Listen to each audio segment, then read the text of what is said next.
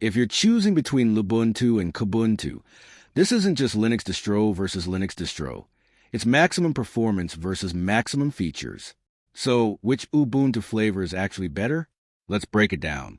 Lubuntu is designed for speed and efficiency. It uses the lightweight LXQT desktop environment, which consumes very little RAM and CPU power. That makes it a great choice for older laptops, low-end PCs, and anyone who wants a fast, responsive system. But here's the catch. The desktop experience feels more minimal, and you don't get as many built-in customization features. Kubuntu takes the opposite approach.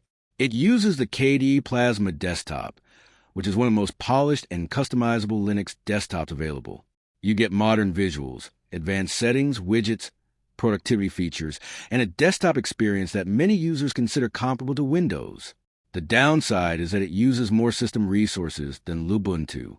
So the real difference is this. Lubuntu focuses on speed and efficiency, while Kubuntu focuses on features and user experience. So, which Linux distro is better? Choose Lubuntu if you want maximum performance on older or lower-powered hardware. Choose Kubuntu if you want a modern desktop experience with more features and customization. Bottom line, Kubuntu is a better overall Linux distro for most people because it offers a richer desktop experience without requiring high-end hardware. But if you're trying to revive an old laptop or need the lightest Ubuntu-based system possible, Lubuntu is hard to beat. Thanks for watching.